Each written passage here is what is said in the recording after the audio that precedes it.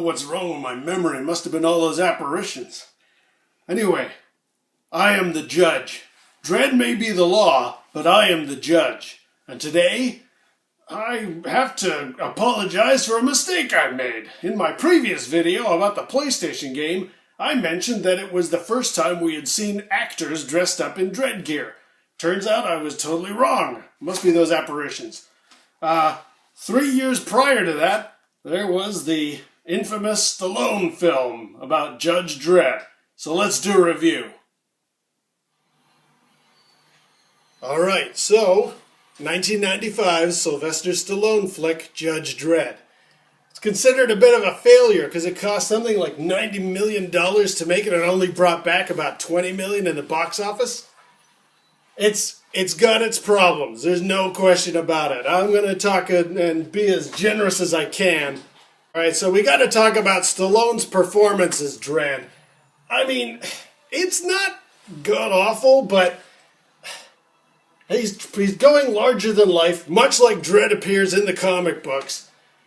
But it comes across, I think because he has that slurred way of talking, when he goes, I am the law, it just sounds terrible. And of course, he's doing that throughout the film.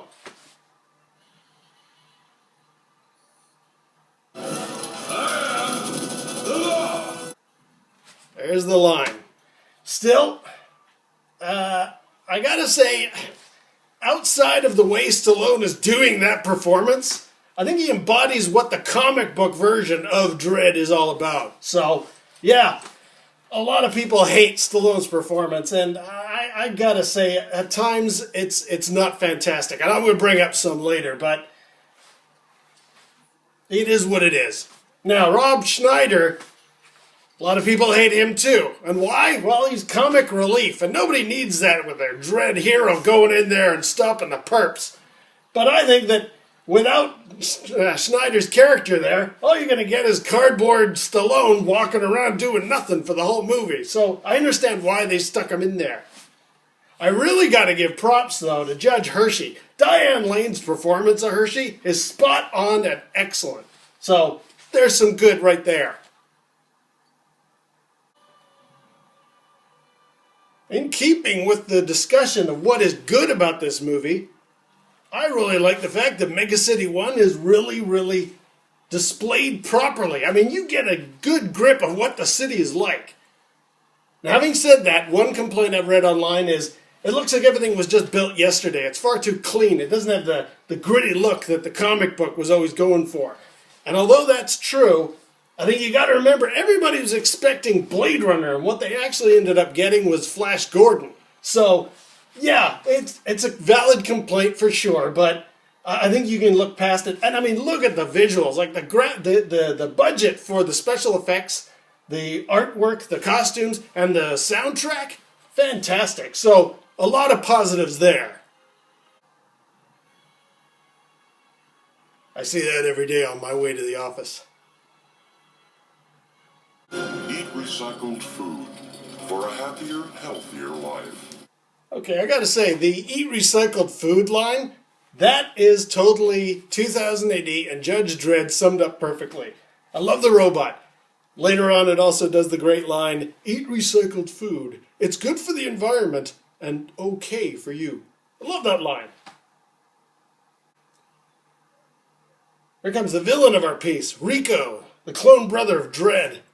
Now, I really like Armand Assante's performance. I think he breathed a lot of life into what could have been a pretty stale character. He's chewing up the scenery with his performance. He kind of goes over the top in one bit I'm going to get to when I get to the criticisms, but I thought he did a great job overall. Really like Armand Assante as Rico. Alright, well, unfortunately, this is my last bit of praise for this film.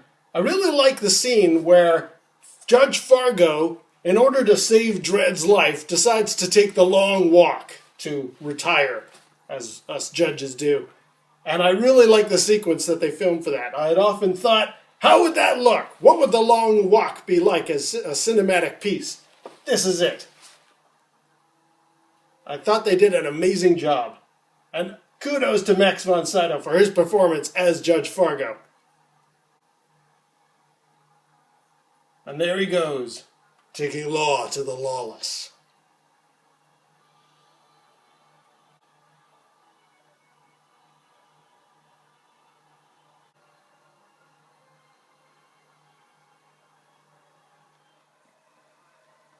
Now the criticisms. I can't stand this sequence where they try to turn Dredd into some kind of sympathetic character and maybe play up a romance with him and Hershey. That's no good, Judge Dredd the movie. For that you get 2 years in the ISO cubes. Here's a great bit for the fans. An ABC warrior. Totally looks awesome. Why wasn't that used better in the film? 6 months in the ISO cubes.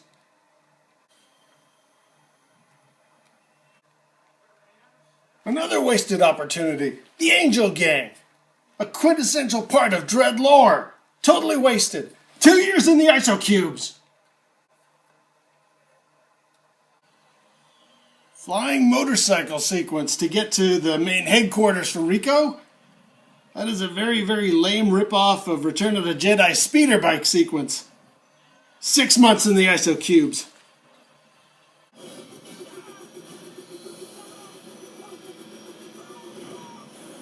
Wow, it's a blatant ripoff.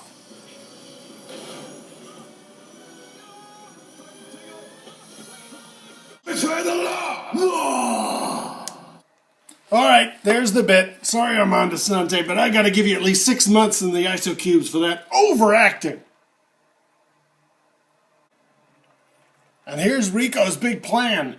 Create clones just like himself and Joe Dredd. And just like the ABC Warrior, they don't do anything with them. They're just there, test tubes, looking mean. But absolutely no purpose for the story other than just background. 6 months in the ISO cubes.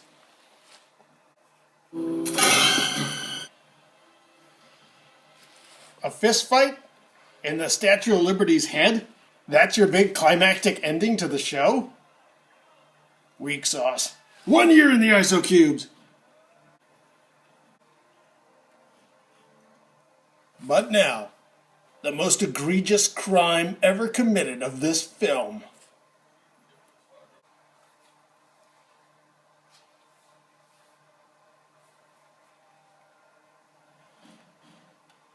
No street judge, especially Dredd, is taking off the helmet. 20 years in the ISO cubes! Well, there you go. 1995's Judge Dredd, starring Sylvester Stallone. It's a bad movie. I mean, it's got some redeeming qualities that I mentioned at the beginning of the review. But if you tally up all the time that I've assigned it in the ISO cubes, this sucker's going to be away for 27 years.